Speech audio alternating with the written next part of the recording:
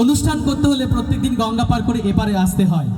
যেহেতু গঙ্গার ওপারে আমার বাড়ি, তো গঙ্গা পার হওয়ার সময় যে ট্রলারে করে গঙ্গা পার হই, দেখো কিভাবে সেই ট্রলারের মাঝি ভাই ট্রলারের ইঞ্জিনটি স্টার্ট দিয়ে আমাকে অনুষ্ঠান করার জন্য এপারে দিয়ে যাচ্ছে, এবং ইঞ্জিনটি স্টার্টের আওয়াজ গলার থেকে শব্দ তৈরি হয়ে আসছে। দেখো কিভাবে সেই ইঞ্জিনটি স্টার্ট দিচ্ছে।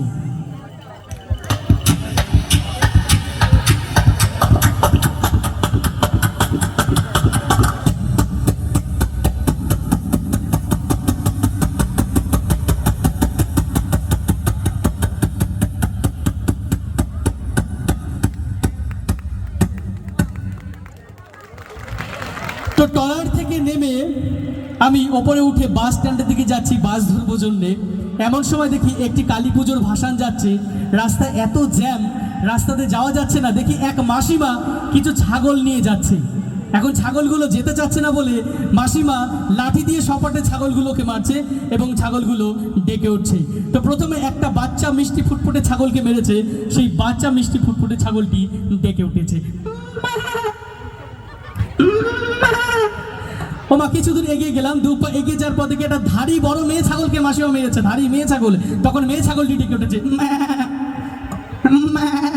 ওমা মেয়ে ছাগলের ডাক শুনে দেখি দলের মধ্যে একটা ভোমরা পাটা ছিল, ওকে আর মারা লাগেনি, ও এমনি ডেকে উঠেছে।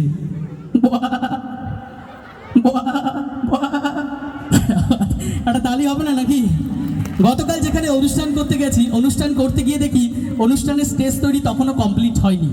ডেকোরেটার্সের দাদা ভাইরা অনুষ্ঠানের স্টেজ তৈরি করছে, আমাদের এরকম গিনডুমে বসতে দিয়েছে, এবং আমি গিনডুম থেকে শব্দ শুনতে পাচ্ছি ওরা কড়া দিয়ে কাঠ কেটে কেটে স্টেজ তৈরি করছে।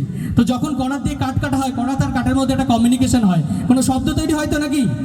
দেখো গলা থেকে কিভাবে সেই শব্দ তৈরি হয়ে আসছে, এবং অনুষ্ঠানের জন্য ডেকোরেটার্সের দাদা ভাইরা স্টেজ তৈরি করছে কাঠ কেটে কেটে।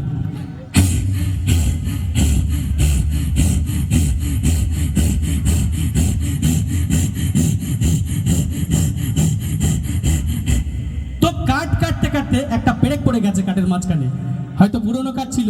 পেরেক আর কাঠ দুটোকে একসঙ্গে কাটছে করার দিয়ে, এবং দুটো শব্দ একসঙ্গে গলা থেকে বেরিয়ে আসছে। দেখো কিভাবে।